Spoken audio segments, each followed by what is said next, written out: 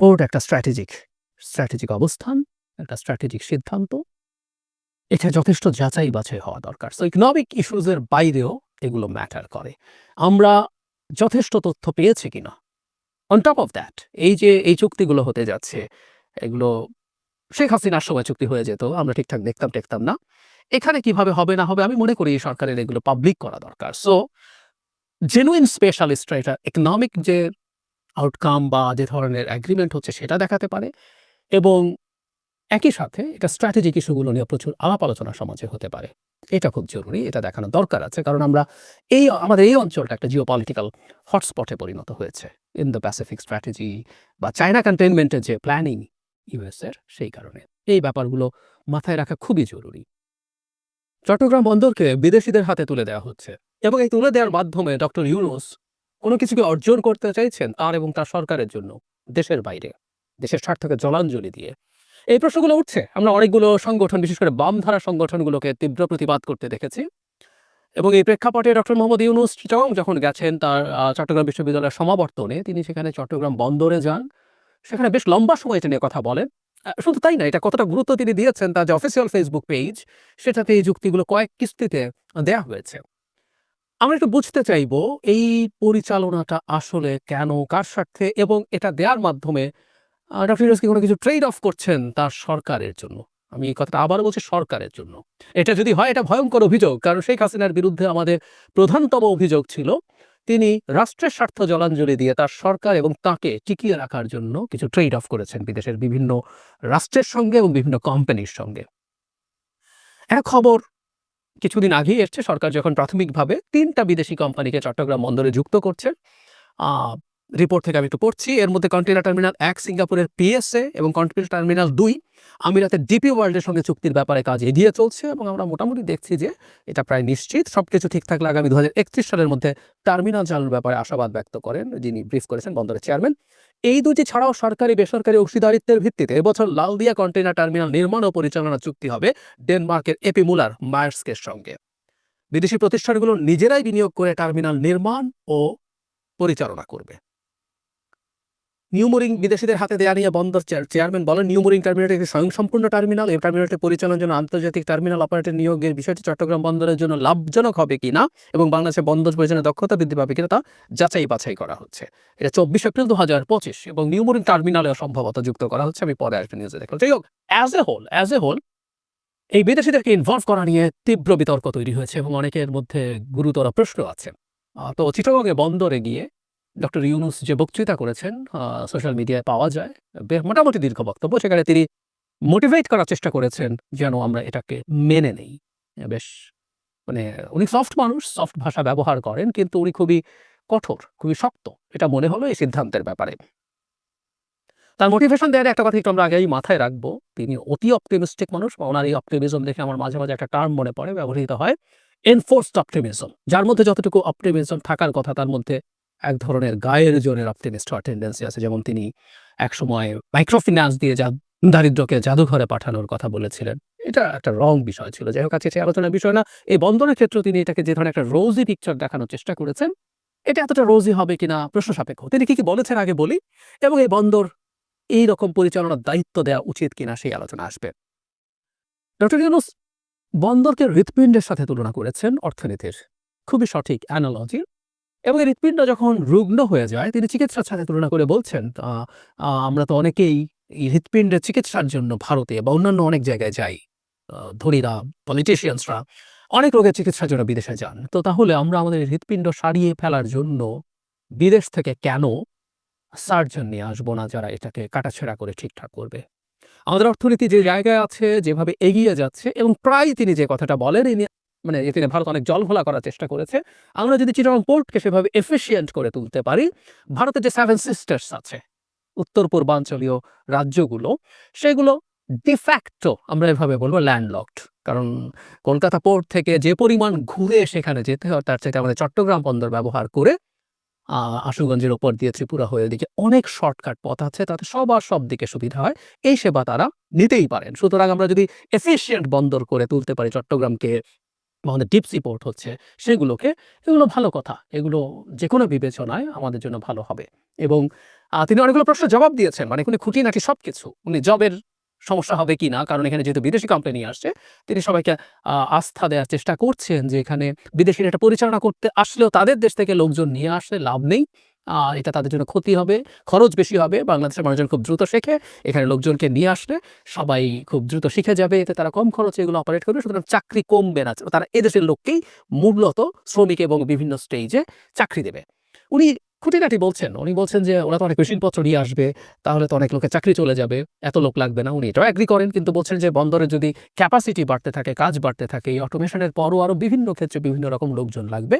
তিনি আরেকটা বরং আশা দেখাচ্ছেন, এটা আছে সম্ভাবনা, কিন্তু তিনি যতটা ওই যে বলছে অনেক বেশি রোজি করে দেখাচ্ছেন, একটু এক্সাজারেশন আছে। এমন স্বপ্ন দেখাচ্ছেন যে এখানে ট্রেইনড হয়ে লোকজন সারা পৃথিবীর বিভিন্ন পোর্টে চলে যাবে। টোনটা এরকম, ধরো ডিপি ওয়ার্ল্ড। আমরা ডিপি ওয়ার্ল্ড নিয়ে সবচেয়ে বেশি আলোচনা হচ্ছে। ডিপি ওয়ার্ল্ড ডক্টর ইউনুস বলছেন পৃথিবীর সবচেয়ে বড় কোম্পানি, নাম বলেননি, আমি ধারণা করি এটার কথাই তিনি বলেছেন।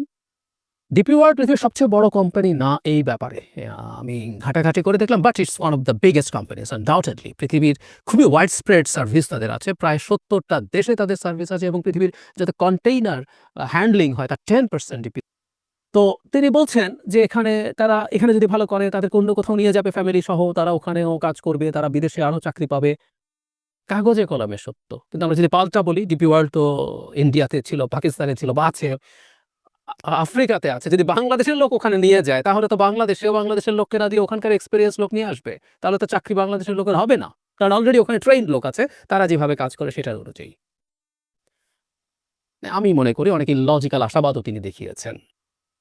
এর বাইরে তিনি যেটাকে গুরুত্ব দিয়েছেন সেটা হলো আমাদের টাকা খরচ করতে হচ্ছে না। মানে তারা ২০৩১ এর কথা বলছেন, ২০৩১ এর মধ্যে এটা শেষ হবে এবং তারা একটা সময় পর্যন্ত এটা পরিচালনা করবেন, তাদের মুনাফা তুলে নেবেন, এরপর এটা আমাদের হয়ে যাবে। সো আমি একটা কইয়ের তেলে কই ভাজা হলো। আমি একটা টার্মিনাল পেয়ে গেলাম এবং সেটার জন্য আমাকে ইনভেস্ট করতে হলো না। আমাদের লোকজন যে টাকা পয়সা খরচ করতেন, টার্মিনাল যদি আমরা বানাতাম, তাতেও আমাদের যে ব্যবসায়ীরা আছে সেটা তারা করতেন। সুতরাং আমাদের কোনো সমস্যা নাই। এই হচ্ছে তার টোন। মোটা দাগে ঠিক আছে। এখন আরেকটা কথাও খুব ইম্পোর্টেন্ট, সেটা হলো বাংলাদেশের পোর্ট ম্যানেজমেন্ট। কারণ এই যে তারা যে আসবে, তারা শুধুমাত্র এই কন্টেইনার হ্যান্ডলিং করবে তা না। এটার পুরো ট্যাক্স থেকে কাস্টমসের সবকিছুই তারা অটোমেশনের মধ্যে নিয়ে আসবেন। ফলে আমাদের ব্যবসায়ীদের হয়রানি কমবে, আমাদের দুর্নীতি কমবে, এফিসিয়েন্সি হবে। এবং আমরা এফিসিয়েন্ট না, আমাদের সরকারি প্রতিষ্ঠান কোনোটাই এফিসিয়েন্ট এটা আমরা ধরে নিতে পারি। মানে বিমানের চাকা খুলে গেছে, একটা প্লেনের চাকা খুলে গেছে। গতকাল আমরা দেখেছি নিউজটা। লাকিলি পাইলটদের দক্ষতার কারণে তারা ঠিকঠাক মতো ল্যান্ডিং করতে পেরেছেন। কোনো ক্ষয়ক্ষতি বিমান বা জনগণের হয়নি। অসাধারণ ব্যাপার। তো আমরা বুঝতে পারছি আমাদের প্রতিষ্ঠানগুলো কেমন, আমাদের এয়ারপোর্ট কিভাবে হ্যান্ডেল হয়। যারা ইউরোপ আমেরিকার কথা বলছি না, এই অঞ্চলের কাছাকাছি কিছু এয়ারপোর্টে যান, তারা বুঝতে পারেন। সো আমাদের চরম ইনএফিসিয়েন্সি আছে, দুর্নীতি আছে ফর শিওর, এবং এগুলো আমাদের ব্যবসাকে সমস্যায় ফেলে, ক্ষতিগ্রস্ত করে। সুতরাং বিদেশি কোম্পানি দিলে এখানকার যে এটার উন্নতি হবে, এটা আমরা চোখ বন্ধ করে বলে দিতে পারি, এটা কোনো সন্দেহ নেই। কিন্তু প্রশ্নটা অন্য জায়গায়। হয়ে গেলেই আমরা এটা করব কিনা, বা পোর্টের মতো, সি পোর্টের মতো বিশেষ করে জায়গাকে আমরা কিভাবে দেখব, এগুলো গুরুত্বপূর্ণ প্রশ্ন। যেমন ধরুন ডিপি ওয়ার্ল্ড, আপনি উইকিপিডিয়াতে যদি ঢোকেন দেখবেন আমেরিকায় কয়েকটা বন্দর পরিচালনায় ডিপি ওয়ার্ল্ডকে দেয়া নিয়ে তীব্র বাকবিতণ্ডা হয়েছে। হাউস অফ রিপ্রেজেন্টেটিভস এ ভোটাভুটি হয়েছে, এটা বাতিলও হয়েছে। পরে আমেরিকান কোম্পানির সাথে তাদেরকে ছেড়ে দিতে হয়েছে, তাদের ওখানে পার্টনার বানিয়ে। এসব তথ্য উইকিপিডিয়াতে আছে, খুব গভীর ঘাটাঘাটির প্রয়োজন নেই। তার মানে ব্যাপারটা হলো এই, পোর্ট একটা স্ট্র্যাটেজিক বিষয়। এই জায়গাটায় আসছিলাম, এটা খুবই জরুরি।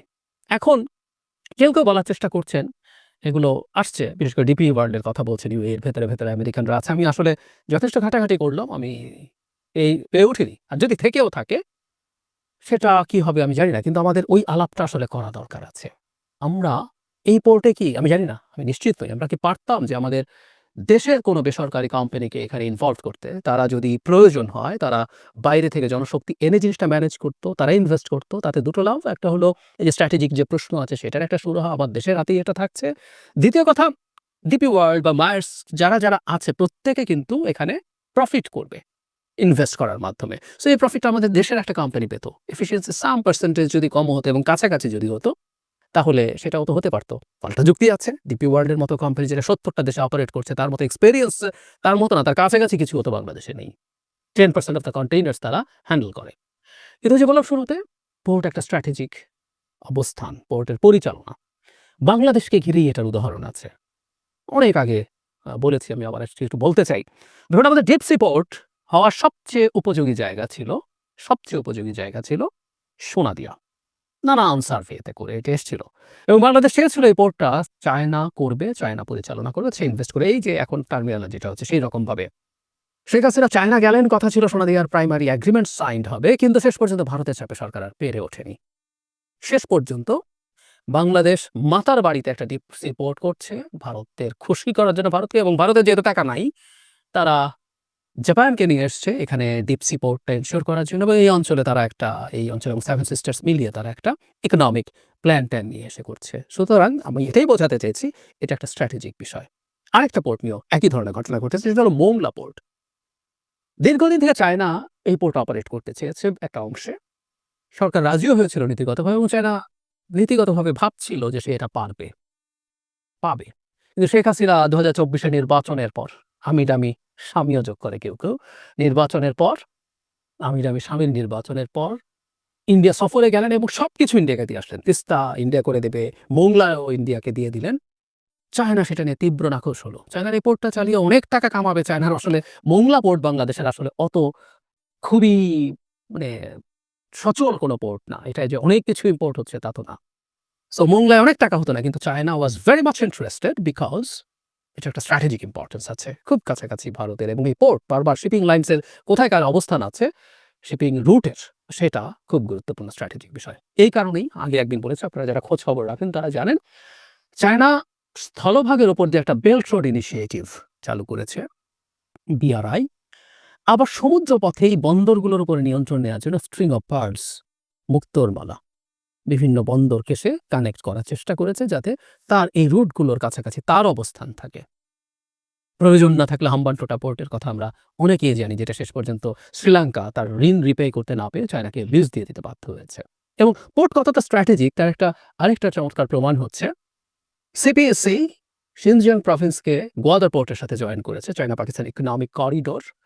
এই জায়গায় যেহেতু চায়না চলে এসছে, ভারত তার একটা কাউন্টার মেজার নিয়েছে, সেটা হলো নিচু ফালতু মানসিকতা। তারপর সেটার কপালে কি হয়েছে যে different debate, but Bharat realise করেছে এখানে যেহেতু চায়না প্রেজেন্ট হয়ে গেছে, আমাকে আসলে চাবাহারে একটা প্রেজেন্স লাগবে, এবং দে সামহাউ কনভিন্সড ইরান তার মাধ্যমে কিন্তু তার প্রেজেন্স এখন কত কাছাকাছি সে থাকতে চেয়েছে। তার মানে আমাদের কথার মূল জায়গাটা হচ্ছে, এখন কেউ যেটা চিন্তা করছেন যে সরকার ট্রেড অফ করছে কিনা কোনো না কোনোভাবে, ডেনমার্কের কোম্পানি, ইউএইর কোম্পানি, কেউ বলছেন ভেতরে আমেরিকা আছে, ধরে নিলাম তর্কের খাতিরে।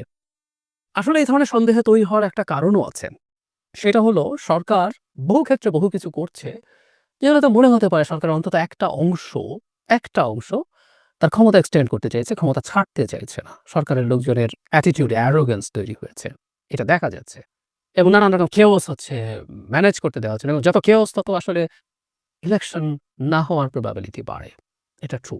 এটা কেউ বলতে পারেন যে খুবই ফার সাইটেড একটা কনস্পিরেসি থিওরি, আমি মনে করি না, কিন্তু আমাদের স্টেক ইজ দ্যাট হাই, আমরা কেয়ারফুল থাকা দরকার আছে। সুতরাং কেউ এটা মনে করতে পারেন খুব ইললজিক্যাল বা একেবারে তুড়ি মেরে উড়িয়ে দিব আমরা ব্যাপারগুলো, সেরকমভাবে দেখছি না। কারণ সরকার তার মূল কাজগুলো, একদিন সংস্কার নিয়ে কথা বলবো, আদৌ কিছু করছে না, এবং আমার মনে হচ্ছে এই সংস্কারটাকে ঝোলাচ্ছে সরকার, যেটা নিয়ে সবচেয়ে বেশি আলোচনা হয়েছে।